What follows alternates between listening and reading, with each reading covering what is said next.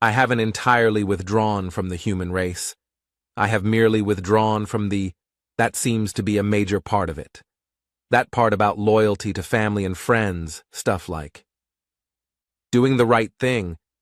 Don't get me wrong, I'm all for those values. I did my best to keep them, right up until circumstances threw them in my face. No matter how you look at it, we were the ideal couple, Sonia and I. We were both successful in our chosen fields, had many friends and few enemies. We lived in comfortable upper-middle-class suburbia, drove good but not lavish vehicles, had few debts and credit cards that were used only when necessary and paid off at the end of the month. You could even call us successful by today's standards. And then, the first of the circumstances that changed my life forever happened on my way to work, my day job. As I approached an intersection, I got an amber light, so I stopped. Unfortunately for me, the guy behind didn't. While I was fine, my car was totaled. That, in itself, should not have been a problem. The car hadn't cost me a fortune, it wasn't new, so what's the issue? I enjoyed driving this car, it handled well, and it was quick when I wanted it to be. In the motoring world, it was one of those cars known as a sleeper, something that looked for all the world like a shopping trolley but which was a high-performance car. Many times at the Grand Prix traffic light, I left many more fancied cars behind me. I continued to work by cab, and during the day managed to locate a similar car. It was slightly newer and slightly more expensive, so I arranged to buy it. Problem solved. The second instance occurred about a month later, when I accidentally found out again about a friend's cousin who was involved with a married woman, and she just happened to be my lovely wife. Sonia was having an affair, and it had been going on for a while. I confronted her with this, and she, after some resistance and interrogation, admitted the truth. This left me devastated. I reacted in a calm and collected manner to this devastating news. Like hell I did. I packed some bags and left without telling her where I was going, or whether she should expect my return any time soon, and, using some money that I had hidden away, decided that I would purchase some land in the coastal hinterland and indulge in my real love, painting. I sold my not-so-new car and bought a Land Rover Defender. For not a lot of money, I bought around 10 hectares of temperate rainforest with a permanent stream that would provide water and electricity. I built a water turbine by channeling the stream flow through an artificial choke, through an impeller linked by a drive pulley and belt to a generator made from a washing machine motor. I bought a battery pack to store the electricity for when I needed it. I figured that if I went to bed early, I would not need a lot of electricity, and I could channel the sunlight to work with. I needed a way to keep my perishables fresh for several days, so that I could limit my shopping excursions to once a week. Under the kitchen, I installed a concrete tank. It had another tank inside that could be sealed to keep creepy crawlies out. Surrounding this inner tank was a coil of 12 mil diameter copper water pipe. This was connected from the rainwater tank, through this coil, to the kitchen. The outer tank was filled with sand that was kept moist by wastewater from the sink. This system was able to keep the air inside the inner tank some 10 degrees cooler than ambient. I tested it, and the inside temperature was between 6 and 8 degrees Celsius, pretty much the same as a refrigerator. I would have to do without ice cream and frozen stuff. It took several months to set myself up so that I could start work. This meant clearing enough land for a modest pole house that I designed and erected, using timber milled at a local sawmill from the trees that I felled. I had to buy corrugated iron for the roof and gutters and downpipes that fed rainwater into a large tank for house use. My first attempts at food production were thwarted by the local wildlife that found young plants very much to their liking.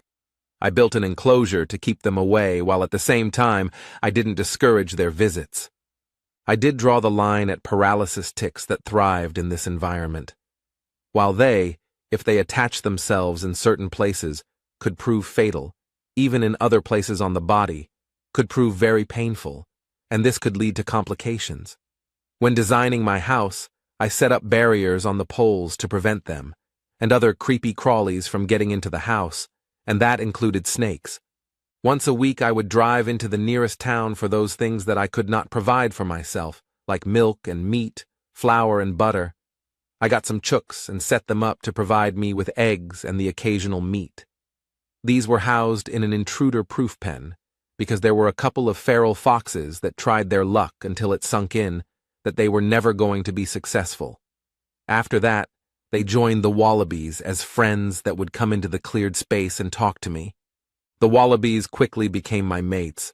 Fred, the boss male of the mob, was the first to pay me a visit. He stood and watched me sawing wood and banging in nails for some time before hopping off. The next day, he was back. I stopped what I was doing, and grabbing some leaves that I'd cut from a lettuce I'd used for a salad the night before, I held it in my hand and moved towards him. When it appeared that he would hop away, I said, "Here you go, mate," and put on the ground. He looked at me for a while, and then hopped over, and after sniffing at it, he ate it. This routine went on for a few days before he tentatively took the proffered leaves from my hand. Now I'm obliged to spend at least 20 minutes in the morning hand-feeding all 10, starting, of course, with Fred. These animals were joined by 5 kookaburras that were gainfully employed as my alarm clock each morning, for which they received a reward of, if available, strips of meat, and if this was not available, I'd dig them some worms from the garden.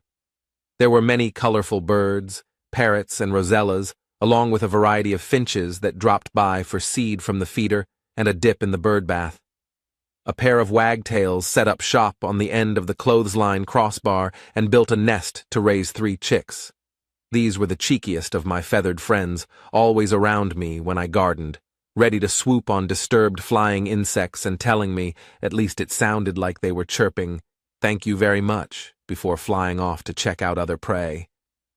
None of these creatures were any longer afraid of me, and were quite vocal in their own way, especially the superb lyrebirds, which, once they had heard my chainsaw, were able to mimic it perfectly.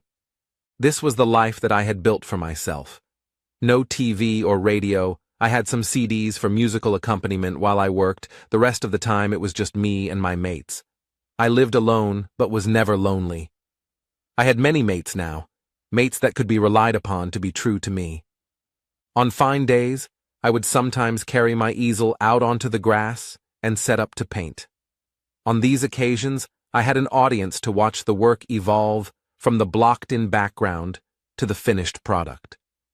The wagtails would often perch on top of the canvas and would sometimes crap on the unfinished painting. I took this, not as a comment as such, and would either wipe it off or incorporate it into the work. With expressionist painting, you can get away with stuff like that. There were times when I thought of what the buyer of the work would think if he knew that part of his purchase was bird shit. When I had my first 5 canvases finished, I framed them and took them into town. I found a place that would display them for sale. With my first lot, I stayed in town for a couple of days until they were sold. After that, I just took them in, and Roger, the store owner, would sell them and give me the money the next time I was in town. This system worked well, and my reputation grew with each batch to the point that, after the 4th batch, Roger began to push me to increase production. I resisted the temptation.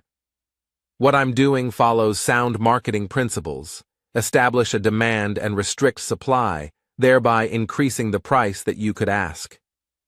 I wasn't greedy, choosing only a modest price increase, enough to cover any increase in the price of paints and canvas.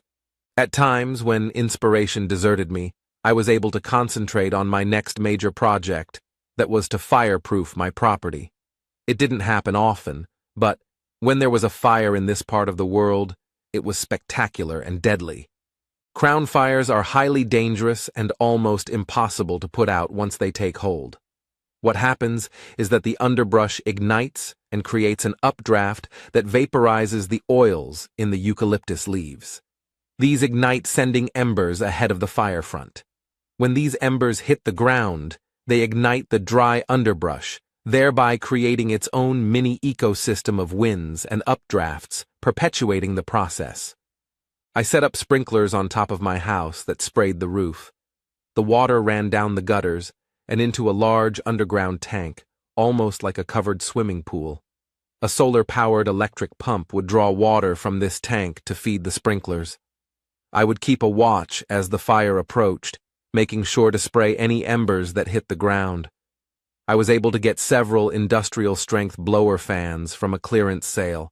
I ripped out the heating systems and replaced these with water jets that injected streams of water into the airstream, which turned it into a fine mist. Any embers arriving on the scene had to travel through this mist to reach the ground. None hit the ground alight. This was helped by me keeping the grass short and moist. The wallabies tried, but couldn't keep the grass down, so I had to use a ride-on mower that I picked up cheap at a clearance sale. I wasn't looking to buy it, but it was cheap enough not to make too big a dent in my living funds. With this setup, I could relax once the fire front had passed. My plan was tested the third year I was there and proved itself extremely successful. The grassed area surrounding the house provided a haven for about a dozen wallabies, as well as other animals enjoying the cool conditions under the misting spray, and my veranda railing was a handy roosting place for dozens of birds. My mates increased after the first fire. I would have to sell more paintings just to cover the cost of additional feed for them. The second fire brought some problems for me. The fire service had a water aircraft flying around dumping water on the fire front. It passed over my place several times, and I didn't think anything of it until I went into town. "Was that your place I saw on TV?" Roger asked as I placed the new canvases on his counter. "Probably. There were a lot of planes flying overhead. Expect a visit from the Fireys." "What makes you say that?" "I heard a couple of them talking, and they mentioned your place was not affected by the flames even though the fire passed right over it, and they said that you had a large collection of animals taking refuge on your grass." "Yeah, my mates know it's a safe place when there's a fire happening." "Your mates?" "I have a mob of friendly wallabies that graze every day on my lawn, and I guess that they must have spread the word, because as soon as the fire got close, all sorts came out of the woodwork to seek shelter, plus the sprays keep them cool in the heat. My veranda rail is a handy place for the birds to roost. There was the odd jostling for a good position, but they seemed to get on with each other. I thought no more about this conversation until a week later. The fire had run out of steam when it reached farmland and could be controlled and extinguished. A few houses and farm sheds went up and there were crop and livestock losses, but it wasn't as bad as some previous fires. It was a day after my regular trip into town. I had just fed my regulars and talked to them when I heard a vehicle coming up the road. Calling what was once a timber trail used for dragging logs out of the scrub, a road was something of a stretch, but it served its purpose. The fire service truck pulled up next to the house, and a figure in overalls liberally splashed with high-vis stripes jumped down. "Mr. Jackson?" She had her hand out. I shook it. "You can't be impolite with the authorities now, can you?" "Steve, this Mr. Jackson crap is too formal for around here. What can I do for you?" "I've been having a chat with the water aircraft pilots. They mentioned that your property wasn't affected, even though the fire passed directly overhead, so I thought that I'd come out to see what they were talking about." She looked around. "You don't seem to have suffered any damage." "I'd hope not." The other thing that they noticed was that there were a lot of animals taking shelter here. "Yeah, I've got to look after my mates." "Mates?" I whistled. "Fred, come here." And like always, Fred emerged from the bush and hopped over to me. "I'd introduce you if I knew your name." "Julie Thomas." "Julie'll do. Fred, this is Julie." Fred hopped over to her. "Julie, this is Fred. Now pat him on the head." Julie patted Fred's head. "I'm pleased to meet you, Fred." Fred stayed where he was. "You want more, is that it?" She patted him for several minutes. In the meantime, the rest of the mob had come out of the scrub. "Good Lord, how many are there?" "Must be a dozen or so. The number varies. When there is plenty of feed out there, they don't always come in. but I'm expecting more to arrive from further away when the word gets around, given that the fire has cleared out the underbrush. This is a good thing if you ask me. What do you mean? Keeping the fuel load down so that, if a fire starts, there's not enough underbrush to start the updraft that fuels it. If you look up, it's a long way to the canopy. We try, but every time we propose a fuel reduction program, the local greenies complain about us destroying the habitat of their furry friends. I've got news for them. Their furry friends know how to get away from a fire. How many times have you gone into the bush after a fire's gone through and seen dozens of dead animals lying around? They shelter in caves or creeks. The birds fly away to a safe place until it's over. What are those things? She pointed to the misting fans that I had stacked away under the house. Oh, those. I set those up on the upwind side of the block, and they spray a fine mist into the air, and it's blown downwind. This has a threefold effect. Any embers that are blowing over have to survive the mist before they hit the ground, few do. They also kept the ground wet, so that those that survive the passage through the mist don't have dry grass to ignite, and they also keep my mates cool in the heat. That's why all those animals came out of the scrub. The way you talk about the animals, you must think they have some way of communicating with each other. Yes, I do. I couldn't think of anything to add to this statement. Apart from the misters and keeping the grass short, what else have you done to fireproof your property? If you have a squiz, look, on the roof, you'll see a series of sprinklers. These draw water from the swimming pool and spray onto the roof. The runoff goes back into the pool, and so it goes. Swimming pool? I don't see a pool. Actually, it isn't really a swimming pool. I just told the concreters that, because it was easier than having to explain the purpose. After the tank was set out, I poured the foundations for the poles. The poles were set in place. Concrete pipes were set on the foundations, and the floor poured to a height of 15 centimeters. The pole is inside the pipe, held in place by concrete poured after. A concrete roof to the pool keeps the dirt out and stops the mozzies from breeding. It's covered with a mixture of crusher dust and cement that keeps it tidy and provides a base for storage. You seem to have thought of everything. I hope so. Listen, would you like a cup of coffee before you have to go back to where you've got to go to? Sure. I led her inside. The interior was open plan, no internal walls at all. There was mosquito netting draped over a frame over my bed, rails for hanging clothes, cupboards for jocks and socks. The kitchen has a slow combustion wood-fired stove that provides me with all the cooking I need. Again, there were cupboards for storage. My one concession to modernity was the espresso machine. I set it in motion and took some biscuits from a cupboard. I opened the hatch to my cold storage and took out some milk. Coffee made, we sat on the sofa. This is some setup you have here. I cope. My next project is a goat or two, so that I don't have to rely on over-processed commercial milk. I might even learn how to make cheese. Given your attention to detail, I think I might enjoy tasting that when you get around to making it. So, amongst other talents, you're an artist. I try to be.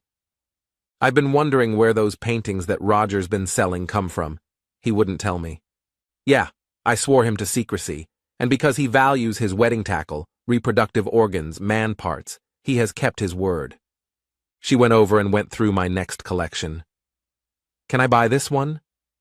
She had a picture of Fred that I had no intention of selling. Actually, I wasn't going to sell that one, but... But what? The caution flag was out. For you, I'll make an exception. It'll cost you, though. My works are going up in price as we speak. I was afraid of something like this. Okay, how much? Dinner at the best restaurant in town, complete with drinks, and none of the cheap house drinks either. Do you mean that if I were to go to this mythical restaurant and tell them to feed you with their best tucker, I get the painting? Are you expecting me to eat on my own? You'll still get the painting for less than it's worth, and I want you to join me. Just think of this. If I were to ask you to have dinner with me, the best you'd get is fish and chips from the takeaway. This way, both we get a good feed, you get the benefit of my scintillating company for a couple of hours, and, drum roll please, You get to keep the painting that I wasn't going to part with. Are you always this self-confident? I don't know. This is the first time I've tried this out on a real person. It works well enough with Fred, but his reaction is no indication of how it would work with someone like you. How did I go? I can't wait to see if you can live up to the hype. Does that mean... Yes. She took a card from her pocket and wrote an address on the back. Be there at 6:30, sharp. I hope that I'm not going to regret this impulse. Don't be late. We were once more standing by her truck. I won't. What should I wear? I mean, is this joint silver service or is neat casual good enough? Casual's fine. She climbed into the truck. See ya. She put it in gear and drove off. What was I to make of this? I had no intention of getting involved with anyone on a personal level, but what the hell? She seemed pleasant enough and, as far as her working clobber allowed, she was easy on the eye. It was around half an hour later that the doubts set in. She looked to be in her mid-30s. If this was the case, why was she single? Had she been married and is no longer, or is she a widow? I was heading towards a panic attack when it dawned on who am I to judge? Technically, I am still married. I haven't applied for a divorce, and as far as I knew, Sonia hasn't. I mean to say, how could she didn't know where I was. Late in the afternoon, I dragged out my best jeans and shirt, gave the RMs a polish before heading for the shower. After scrubbing myself, I got dressed for the first time in almost formal attire, checked the mirror to make sure that I wouldn't scare her, and climbed into my Defender, Land Rover, and headed to the address that she'd given me. I was in for a shock. Her work truck was parked in the carport, but there was another car in the driveway. Minor panic attack. I rang the doorbell. Pete, can you get that? I heard from the back of the house. Pete? Who was Pete? Was he her husband or boyfriend? The door opened and a bloke who had a family resemblance to Julie stood there. You must be Steve. Good to meet ya. He held out a hand, so I shook it. I've been hearing all about this amazing bloke that she met, and what you've done with your patch of scrub. Come on in. He stood aside to let me in. You're on your own, Jules. If his truck's still here when I get back, I'll slide over to Lou's place for the night. Since when did you need an excuse to go to see her? Julie said, as she emerged from the kitchen wiping her hands on a cloth. From this, I assumed, whether I'm right or not remains to be seen, that he fully expects that I will be invited to stay the night. My, you scrub up well? She said just before she kissed me. Come on through. Dinner's ready. I followed her into a large kitchen come dining room to find a table set for two, a bottle, and 2 glasses. I picked it up and read the label. This isn't too shabby. Don't just stand there, pour us a glass. I did as I was told. Bloody hell, this was cordon bleu, I thought to myself as she set the plates down. Wow, is that lobster? Nah, this is better. You've got a creek running through your place. Don't tell me that you haven't got yabbies in there. I wouldn't know. I don't have the patience to sit on the bank with meat on a string to catch them. What? Who told you that you can catch yabbies that way? I just thought, I've seen kids in the movies catching them that way. Dig in before it gets cold. I'll give her this: when she puts her mind to something, the results are spectacular. The sauce that went with the yabby was not that overpowering that it killed the subtle flavor. The veggies were still a little crunchy. This was real food, and the chilled Sauvignon Blanc was perfect with it. If the dessert is half as good as this, the painting's yours. I should bloody well hope so. After slaving all afternoon over a hot stove, I'd expect nothing less. Yeah, right, 5 minutes on the stovetop would have done all this. There's no fooling you, is there? She got up to clear the plates. As she leant over to collect mine, she kissed me. When I moved to prolong the moment, she slipped away. Later. The dessert was simplicity itself, a blackberry ganache over what appeared to be homemade ice cream. This is perfect, I commented. How are we going to top this? That's your problem. I've done my bit. I helped her clear the table, and, as she rinsed the plates in the sink, I stood behind her and put my arms around her, pulling her into me. I released her after 30 seconds or so. "Where do you think you're going?" She grabbed my hands and placed them around her body. She pushed back against me. "He's interested," she said after we'd been together for less than a minute. Interested? If he had fingers, he would have dragged the zipper down and burst free of the restraint of my jocks. Julie spun around in my arms, and for the first time in I don't know how long, I was up close and personal with a very attractive young woman. I whispered to her lips. "Do you think that we should be doing this?" "We aren't doing anything. Yet. But when the time comes, don't let me stop you." The time came and she was good to her word. We came, and we were feeling good.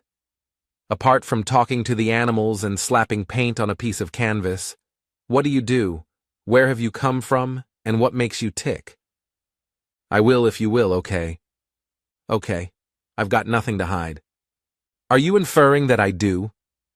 What you did before we met all that long time ago is of no concern to me. However, well, I was born a long time ago, in a land far away, Sydney. I am an architect by profession, and I had a good job that I enjoyed. I chucked it all in and moved up here to get away from the world. That's pretty much it. Yet, something happened to make you leave it all behind you. You didn't just up and leave for no reason. You're right.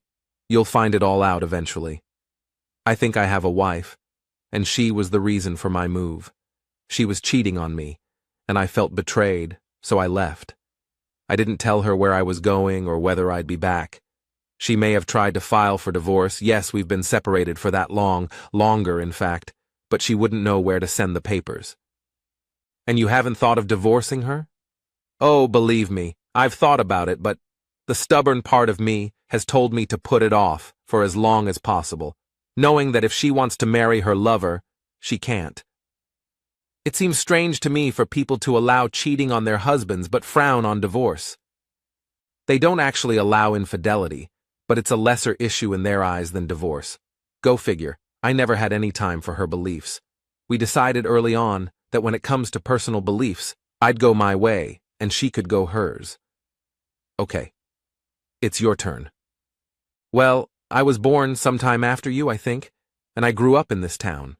I ventured into the big smoke and got a degree in business management with the view to making it big in the corporate world.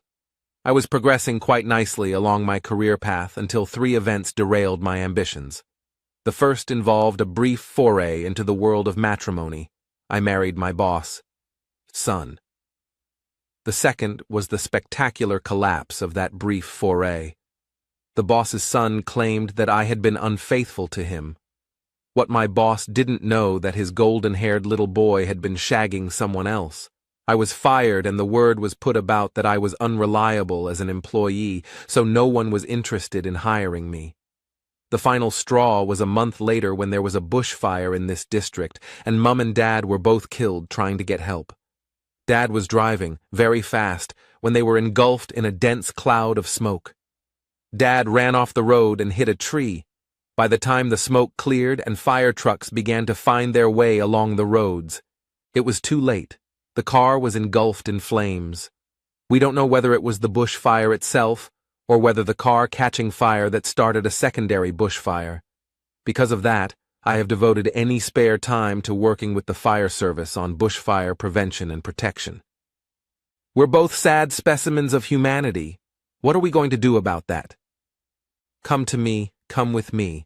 I want to feel close to you forever, but an hour or so will do for now. Only an hour? I thought someone as insatiable as you've shown yourself to be would want at least an all-nighter. What have I gotten myself into? She didn't object, until much later. While we were together, there was the sound of a car horn. Pete letting us know that he knows what we are up to. What are we up to? I think you're close to me and I love it. Nothing more was said for some time. Steve. Yes, Julie. I don't want to spoil your enjoyment of the moment, but I have to get some beauty sleep. I have a job to go to in the morning. It is the morning. Just finish, will you? So I did, and Julie joined in about halfway through. She gently kicked me out with the promise that we would get together again tomorrow, or today, depending on whether the day begins at midnight or dawn. I don't remember much about the drive home. My mind was in total chaos, trying to make sense of what was happening to me. The only clear thing was that I was in love for the first time in a long while. I was a little late with the morning greet and feed, and Fred let me know that he was not pleased. The kookaburras had laughed themselves hoarse before I managed to drag myself out to feed them. They ignored me until the food arrived, and then all was forgiven. I put more seed out for the other birds who flocked in numbers with no discernible pecking order and a lot of squabbling. I made the decision that I would have to come home earlier or later, depending on whether I was to feed my mates before I went to bed or after I got out of bed. My thoughts of last night with Julie morphed into a painting from memory of her in all her glory, spread out on her bed, waiting in anticipation for me. I was putting the finishing touches to it when I heard a car pull up next to the steps up to my front door. I was wiping my brush when she came in. Jesus, I hope you're not going to sell that. What, don't you like it? Like it, I love it, but if you think that I'm going to let you show me in the nude, you've got another thing coming. I can't believe that you can paint something that doesn't look like me but is me.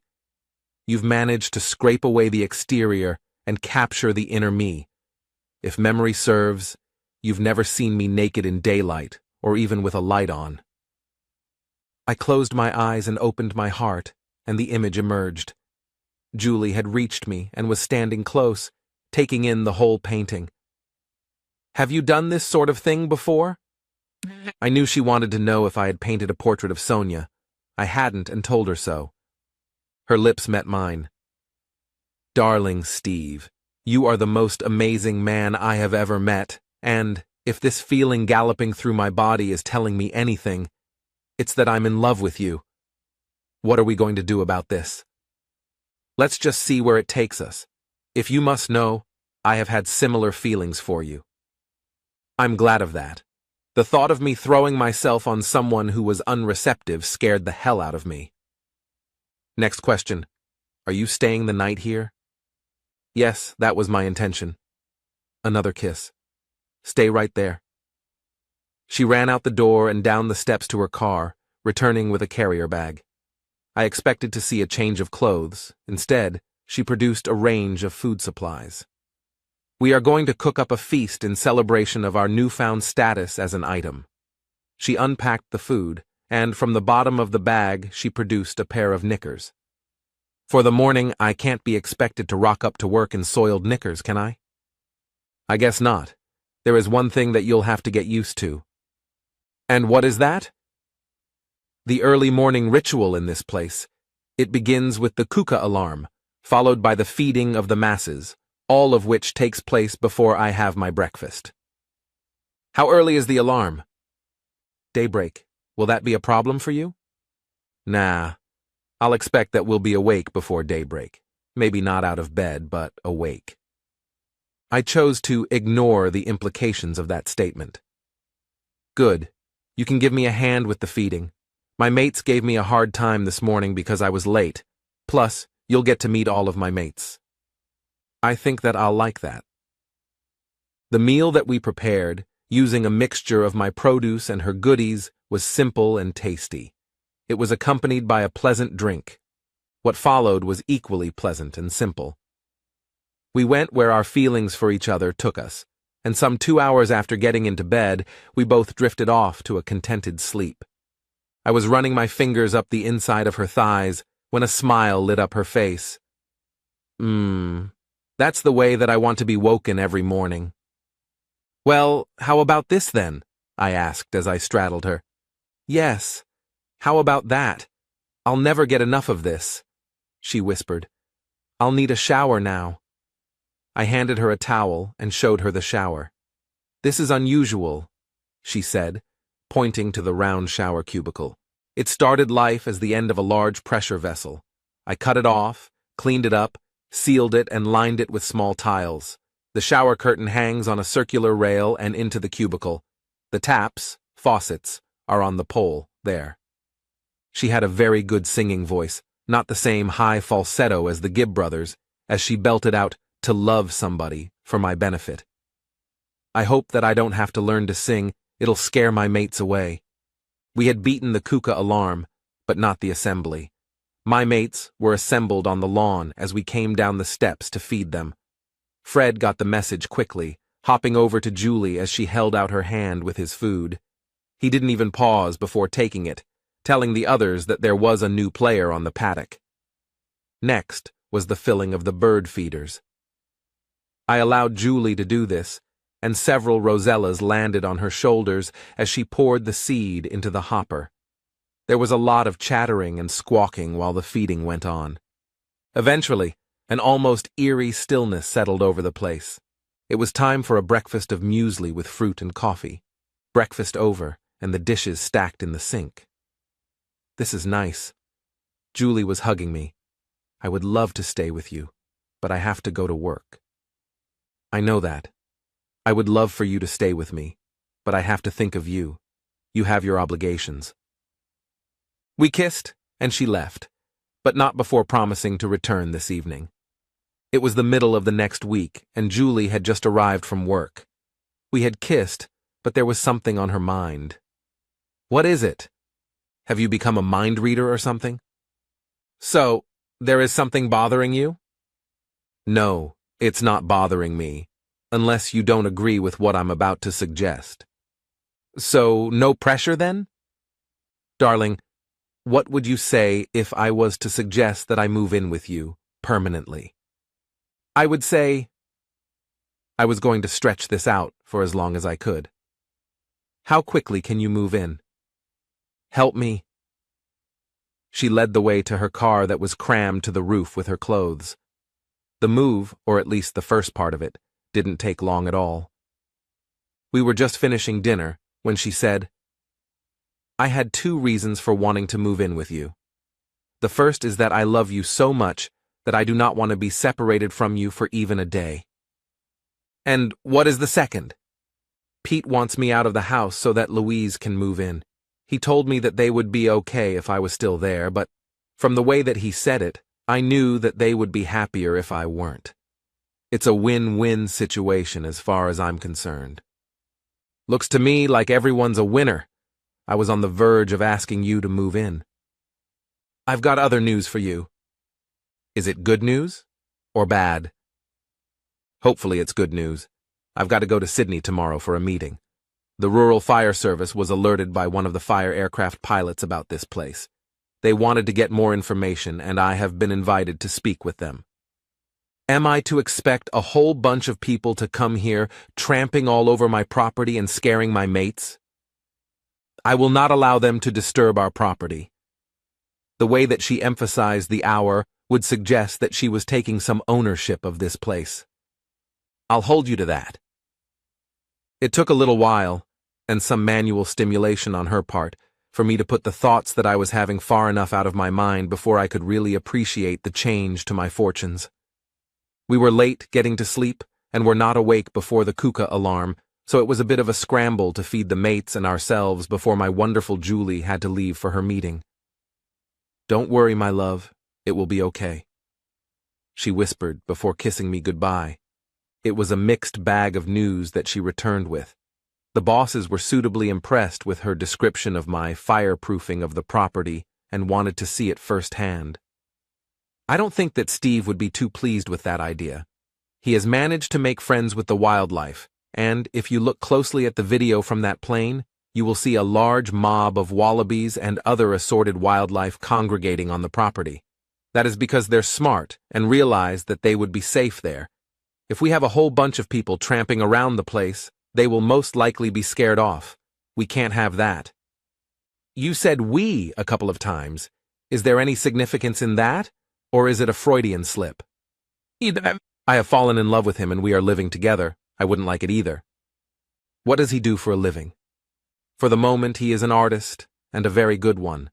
But before he moved to the area, he was an architect, and the ideas that he has used in our house would suggest that he was a very good one. I might have a proposal that could interest you, both of you. Run it by me. I might not like it.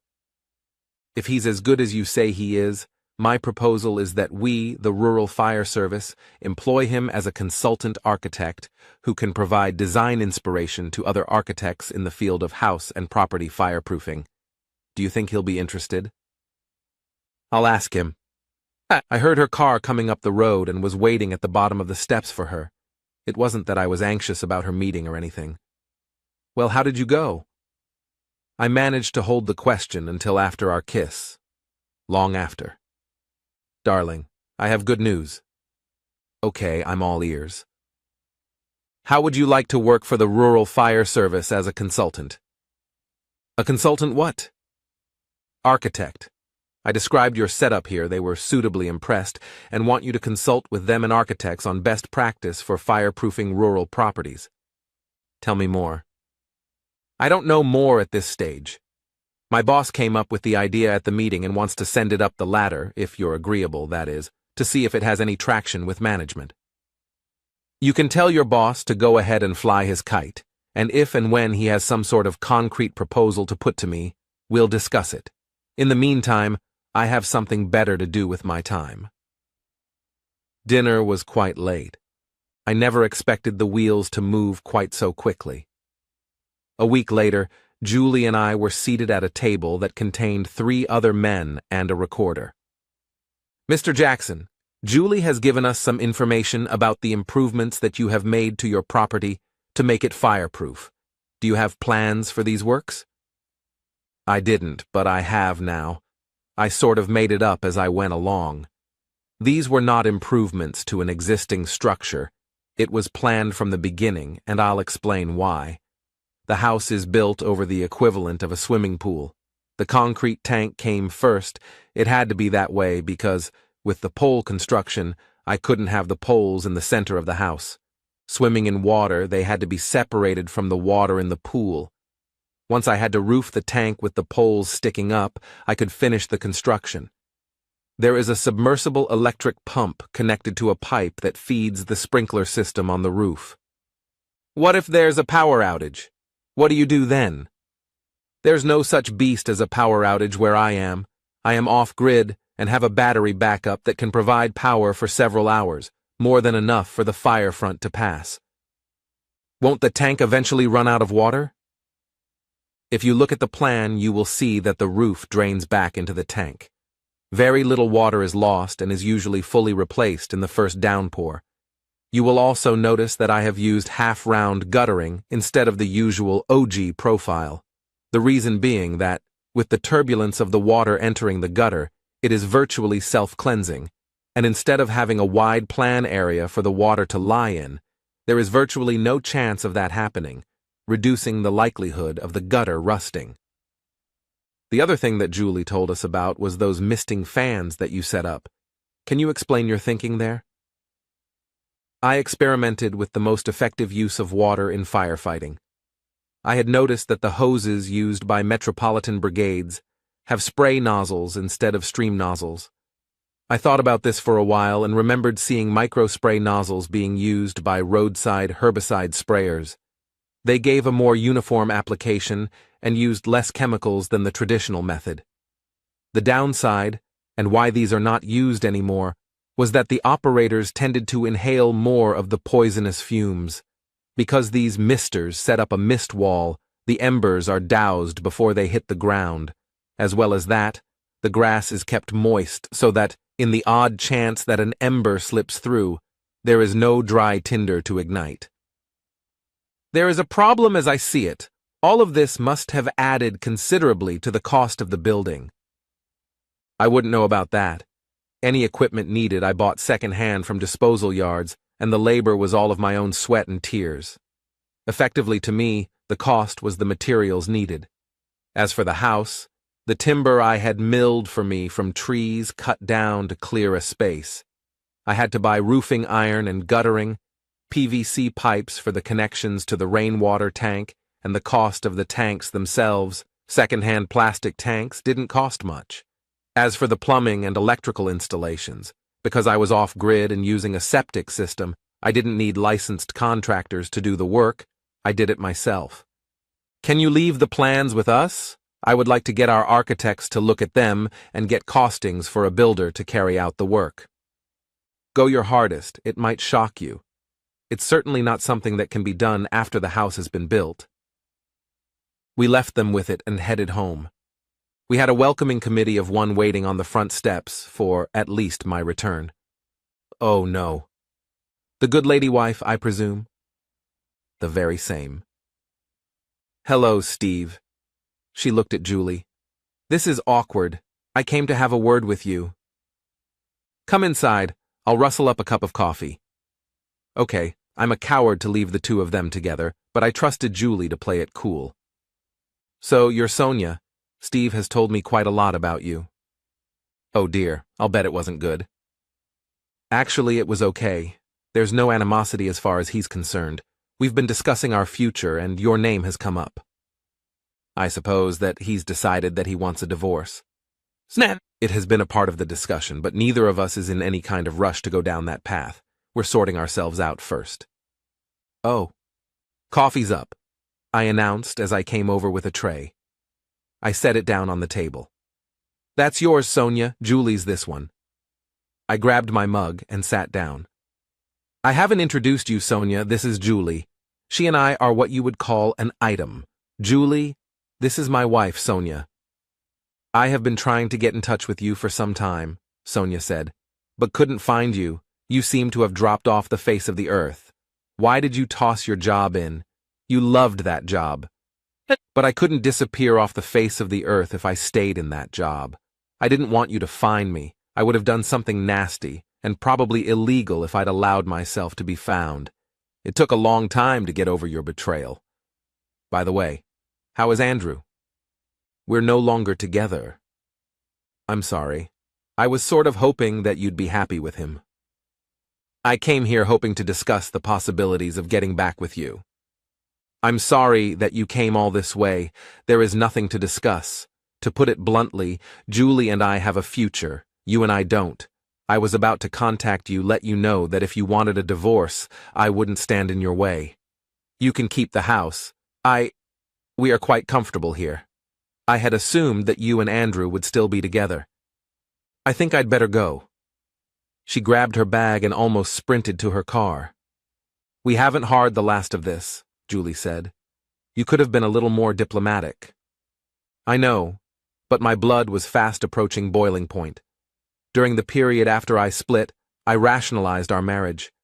Right from the very beginning, it was all about her. Our family and friends were under the impression that we were the perfect couple, and, to a certain extent, we were, as long as I obeyed her every whim. It got to the point where I'd go along with her just to keep the peace. My reaction to finding that she and Andrew had been shagging was accentuated by my feelings. It was still about her, and she didn't care enough about me to remain faithful. That was the tipping point. Now she lobs on our doorstep expecting me to drop my life with you and scurry back to her. My thoughts, and, by extension, your thoughts did not enter into her thinking. That's it. There's nothing more to be said. Julie took me into her arms and kissed me. Her lips moved to my neck and up to my earlobes. Her mouth moved to my ear and she blew gently into my ear. A shiver ran up my spine. I took her face in mine. You are the most amazing woman. Do you know that? Amazing how? You must have been upset by Sonia and what she wanted of me. I would have understood that. You listened quietly while I vented my spleen on her and the situation in silence and, while it must have been scary for you, showed no emotion. And now, instead of being upset at what had happened, you quietly tell me that I could have been a little more diplomatic. That doesn't come close to what I deserved, and then you show the deepest of compassion. I love you. The next few months were a mixture of normality, Julie going to work, and me and my mates looking after our place, interspersed with being served with divorce papers by Sonia, an offer of a consultancy from the RFS, followed by the declining of the offer, followed by a further, more tempting offer, neither of which took into consideration my commitment to looking after Julie and my other mates. This was where my priorities remained until... Darling, I think that we should consider building some partitions. Why? We can hardly have the kids watching us do this, can we? Kids, did you just say kids? Yes, well, at least one in the near future. Does this mean... Wow, that earth-shattering clatter was the sound of the penny dropping. Yes, my darling, we are with child, you've knocked me up, there's a bun in the oven, whatever way you look at it, I'm pregnant. Wow, that's great. There are 3 things to do. The first is to finalize my divorce, the second is for me to take over the breadwinner role, and that will mean me getting back into the IT world so that I can be a work from home as a part-time consultant. And what is the third? That would be for me to make an honest woman of you. Julie Thomas, will you marry me? Not necessary, but to make you happy? Yes. Yes, I will. The next several months involved a quantum shift in our lifestyle. The first thing was to increase generation capacity. We did this with more solar panels and a couple of wind generators to augment the existing capacity. We had to join the outside world by shoving a satellite dish on the roof for internet and email connectivity. I retrieved my CAD computer from my former home, and I was set up. Several trips into the big smoke enabled me to link with the RFS computers. This enabled me to transfer electronically what, in the past, would have had to be packed in protective packaging and sent by snail mail. By the time that this was sorted and I'd again become a productive member of the workforce, Julie had entered her 3rd trimester, and we were looking forward to the new member of our family. Julie had sold, to Pete, her half of the house that they'd inherited from their parents. He was happy, his new wife Louise was happy, and we were happy with our larger contingency budget. Fast forward 3 years. Our mates, let's face it, I do not have sole rights to them, are quite comfortable allowed Jackson, our son, to help us feed them. Having replaced the dying batteries in her biological clock with some of the rechargeable variety, Julie has decided that we should wander, hand in hand, down the procreation path and have at least 3 kids, the second of which is well on the way. My consultancy work with the RFS has expanded since they have spread the word about my designs to other authorities in bushfire-prone areas throughout the world. I did a deal with the RFS. I sold them the license to my work for a percentage of the income that they derive from it. I have the best of both worlds, my world with my mates and the real world,